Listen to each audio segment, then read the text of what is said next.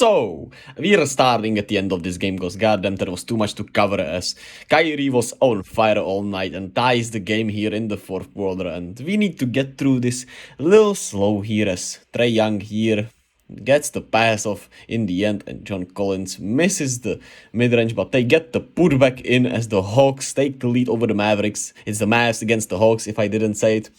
And with 1 second left, Christian Wood at the free throw line misses the second one, but the tap in is off of a Hawk. And they get 0.4 seconds to tie the game and they foul JaVale McGee.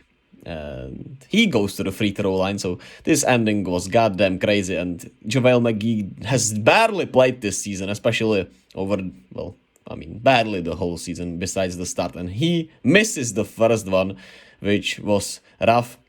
And of course, he needs to make the second one to send this game at worst to overtime, and he does. And we were headed to overtime in this incredibly important matchup as the Hawks trying to keep pace with the Raptors and the Mavs, of course, wanting to make the playoffs. But Kyrie makes another layup, and that boy was cooking. Even though in the overtime he was 1 of 3, but he still made this one. But then Kyrie makes one of the huge mistakes here as Trae Young steps on Josh Green's foot and gets fouled by Kyrie as he runs into him.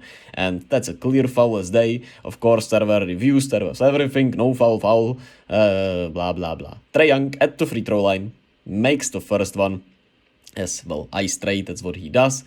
And the second one is good also. So the Mavs down 2 with 2 seconds. Who do they go to with Luka struggling the whole night and Kyrie going off? Well, they go to Luka as he shoots the fadeaway, misses. And the Mavs' hopes continue to slimmer as they look rough. They just can't defend. And a lot of it's Luka, man. Luka is just so bad defensively. It's really rough to watch sometimes. And the disappointment from him is that he at least has some frame and, you know, some good defensive parameters, if I could say it. And he still just doesn't put enough effort in there defensively. And the Mavs are 11th. They can't even be over 500. If they win all 3 games, which are all at home, they probably should be able to make the playoffs. But they do play the Kings, they do play the Bulls, and then they play the Spurs. Neither of these games are really guaranteed. The Spurs, they have to beat, right? That's a must win. But against the Bulls and against the Kings, it's not guaranteed, man. And of course, all 3 games are must wins. But I meant it the other way, that the Spurs game is something that you should win, right? That's a game that you just should not lose in any way possible. But who knows, man? Who goddamn knows?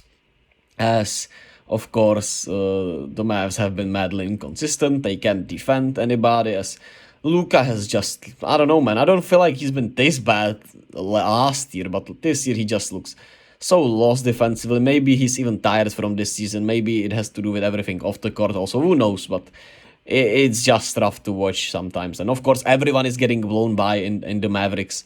And it's easy to make layups on them since they barely have any rim protection.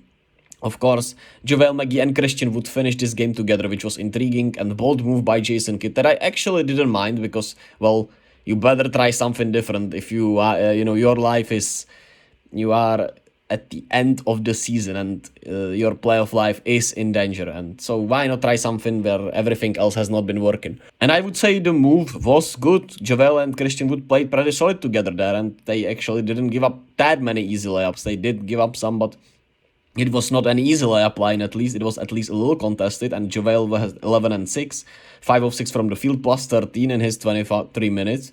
Christian Wood had 18 and 11. He played pretty well, still turned the ball over way too much, and I understand why they don't want to play Christian Wood more, because that is just a lot of issue, and he just does not seem like a winning player. But to be fair, this Mavs team just does not seem like a winning team, right?